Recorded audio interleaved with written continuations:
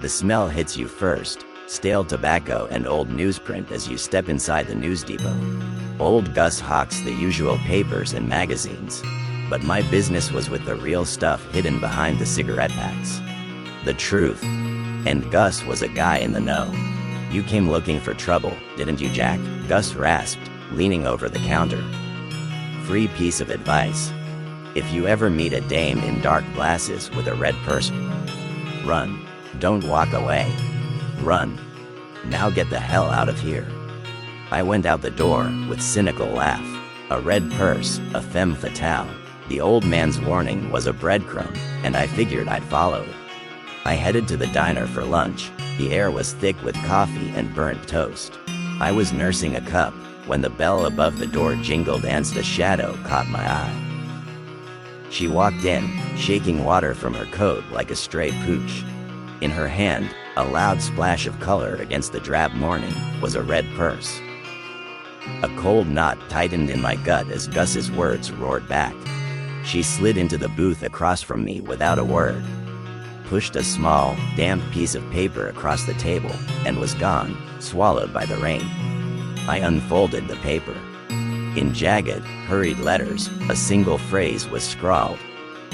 "Remember December, remember December, remember December." The words hit me like a shot to the stomach. December, the coldest month of the year. The month my father died, and the year a 13-year-old kid started running numbers for old Bronson. I was still that kid, chasing the ghost of a dead man. I headed back to the office. I found his name in the old journals right where I knew it had to be, Claude Bronson. He was the man who had taken me in when my father went to prison, taught me the rackets, and gave me a name in this town. He also taught me that no good deed ever came without a string attached. I ran my hand over the chipped paint of the desk, tracing the worn edges of the single photo I'd carried in my wallet for decades. My mother and father, smiling. Claude's voice screamed out at me from the past, "Jack, if you're going to bet, bet hard. And bet it all on red." I thought again about that femme fatale with the red purse, and I knew my next move. I had to find a girl playing a dangerous game. I worked the streets like a surgeon, peeling back the layers of the city's grim facade. The waitress gave me a blank stare. The cashier told me to beat it, and the bums traded questions for quarters. My little red-haired fish was lost in the currents. Defeated, I found myself in the Blue Note, a dive where the smoke was thick enough to chew.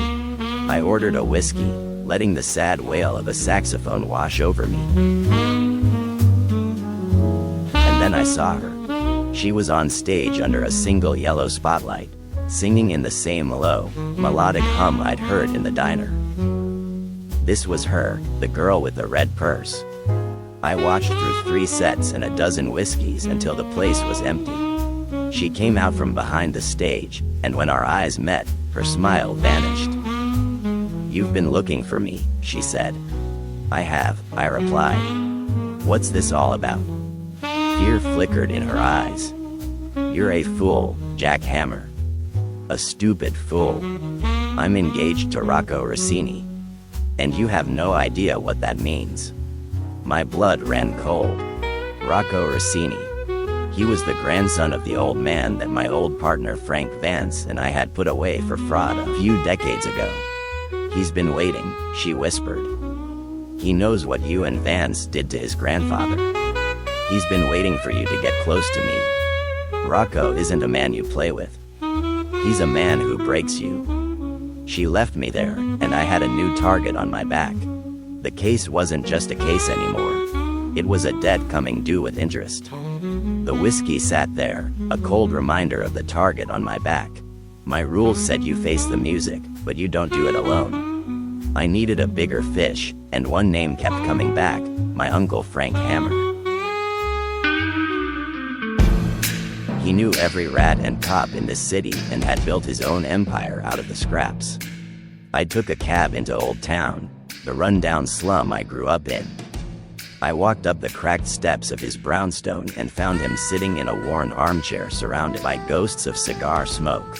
"Rocco Rossini," I said, cutting to the chase. Frank grunted, lighting a fresh cigar. That boy's got a long memory and a long reach. He's got a hit on me, I told him, some kind of setup. Frank took a slow drag. Family business always comes back to blood and loyalty. Rocco's looking for you, and he ain't sending flowers. He's running a high-stakes backroom poker game where a triggerman will be playing. Only the chosen few get a seat. How'd I get in? I asked. Frank gave me a look that said I was dumber than I looked. You don't. Everyone there knows everyone, or they know who you are. A hitman doesn't like it when his target is onto him. That'd force his hand, faster, harder. He was right. The moment I showed my face, I'd be looking at a one-way ticket to the morgue. I left Frank's house feeling lower than a bug's ass.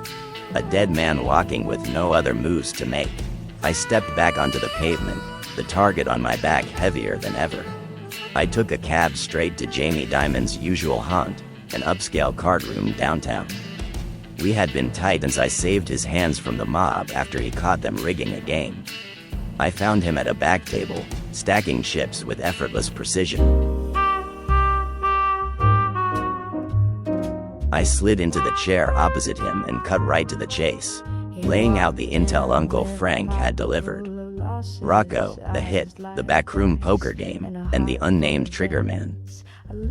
Frank dealt me a new hand, and I need someone to play it for me, I said, leaning forward. No one knows your face. The game's an inside job in a barred window warehouse on the bad side of town. The door requires a secret knock, the rhythm to shave and a haircut, and a password. The password is, I'm looking for Jack. You have to show $5,000 cash to get in the door, and I'll stake that. Jamie was cold as ice, taking a slow sip of his whiskey. So you want me to sit in for a marked man? Sounds like my kind of high stakes. And what's my cut? Everything, I said. And your life, if this thing goes sideways. Jamie smirked. $5,000? I'll make the rest up in the first hour. But I wouldn't insult you by taking less. The deal stands. That's why you're my guy. You've got a photographic mind for names, dates, and details. If there's a whiff of a clue, you'll sniff it out. I've already cased the joint, I continued. The game's in a 3-story building right across from a 4-story Fleabag hotel. I've rented a top floor room with a perfect shot of that steel door.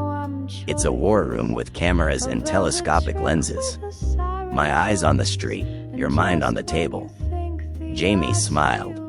With all that equipment, maybe a camera isn't the only thing you should be shooting from that room. I shook my head with a wry smile. If only it were that easy. If only. At 2 a.m. the night before the game, a cab dropped me in the alley behind the flophouse. I hauled a heavy trunk up the grimy stairway, locked myself in room 4, and hung the Do Not Disturb sign. I opened the trunk, unboxing my tools. 2 finely crafted cameras. One with a telephoto sharp enough to lift fingerprints off the steel door across the street. I set up the gear, sat in the uncomfortable chair facing the window, sipped my bourbon, and drifted into a half-sleep, imagining Jamie preparing the only way he knew. By laying cards down and calculating odds.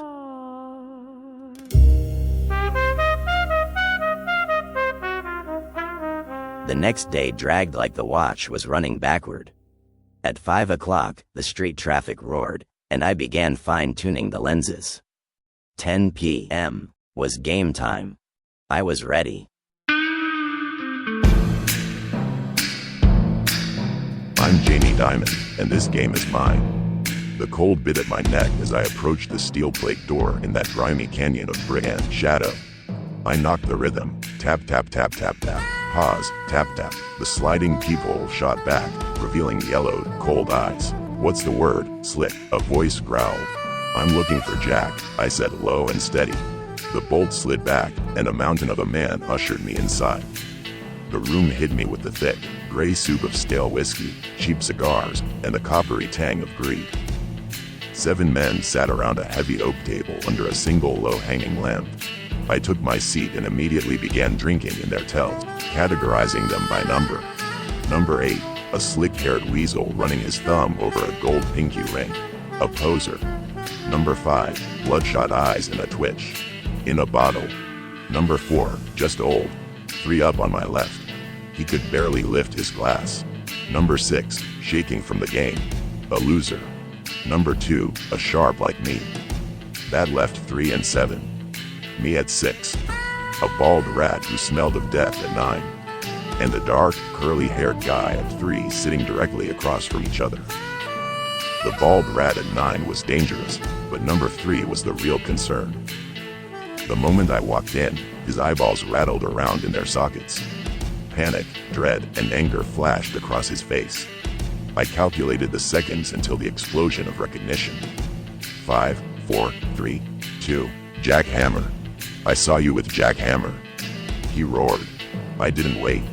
I slammed my hands down, flipping the heavy oak table. Cards and chips flew. The chaos bought me a fraction of a second as the brute and the bald rat lunged.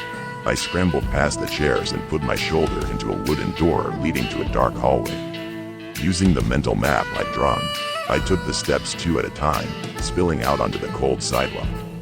I bolted and hungered down behind a cargo van, heart hammering against my ribs, and saw Jack coming across the street. The mountain and the bald rat burst into the street. A shout tore from my lungs. Jack, look out.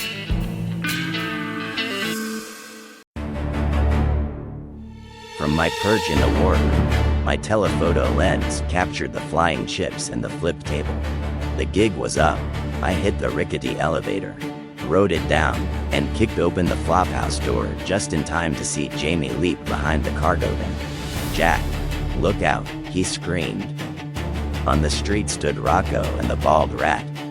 The hitman I immediately placed. As my hand went for my gun, the hitman's sights squared directly onto my chest. The target on my back had moved to my heart. He was a pro. This was the end. At that exact millisecond, something leapt on me, clinging heart to heart like an alley tiger. The hitman's gun fired, with the bullet ripping straight through her back.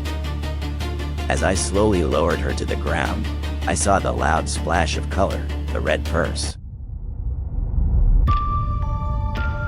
The woman in dark glasses looked up at me with big, soulful eyes, coughed blood, and gasped, "Oh Jack, Jack, I'm your da." And she was gone. A low roar tore through the street. Rocco, his face a mask of pure grief and rage, strode over and fired a shot into his own hitman's gut for missing the mark and killing his girl. Then he turned his smoking gun directly at my chest. "I loved her," he snarled, his finger tightening on the trigger. "And you being her father made me hate you even more." Before he could fire, another shot cracked through the alley. Rocco staggered back, a red stain blooming on his chest as Jamie Dimon stepped out from behind the van, his small gentleman's revolver smoking. Rocco fell to his back, propping himself up on one elbow, gasping, "Damn it, Jack. I loved her, but I hated you more. I promised the family, blood and loyalty, you know." A panicked Jamie grabbed my arm. "Jack, this is bad. I've never killed a man before." "And you still haven't," I said, staring into Rocco's open eyes. I looked at his heaving chest, raised my gun, and pumped 5 bullets into it, finishing the job.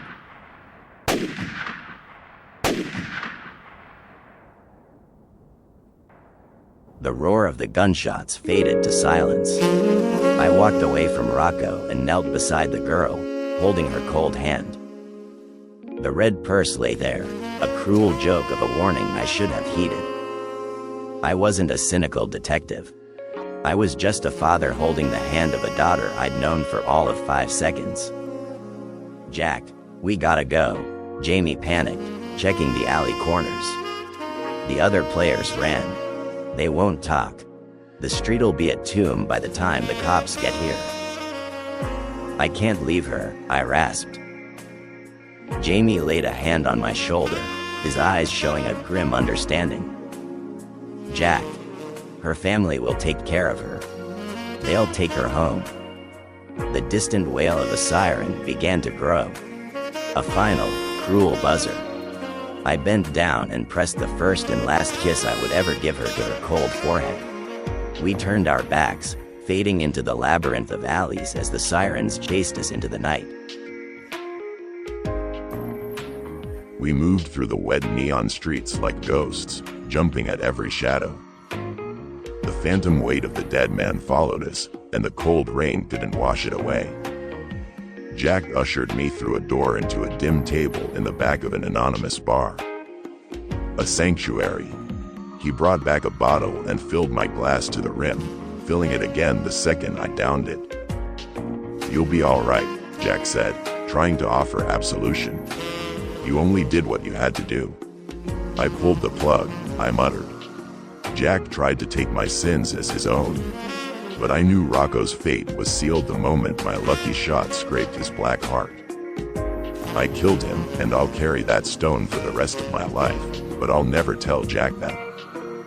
Jack poured the medicine down his own throat, settling back as his thoughts rose.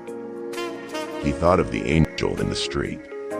Far too young to have her wings clipped, missing all the tea parties, birthdays, and proms. Was he to blame? Or was it just because he was born Jack Hammer?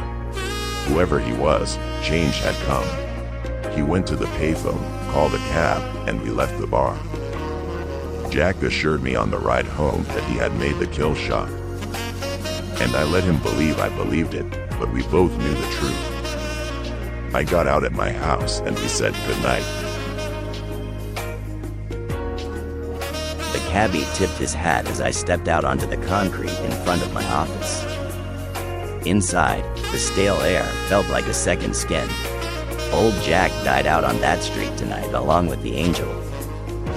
Jamie walked away, but a piece of his soul stayed behind. My hands, which had so often held a gun, now held a stack of papers. The secrets and lies of a city I was done with. I took every single file and dumped them on the floor, looking at the pile of my old life. I was through. I cracked open a bottle and drank until the morning sun trickled through the blinds, dragging me into a nightmarish maze of angels and demons. At 10:10, the clanging of my telephone violently awoke me. I grit my teeth and lifted the receiver on the 10th ring to tell whoever it was that I was out of business. "Is this Jack Hammer?" A soft, elderly, grandmotherly voice asked.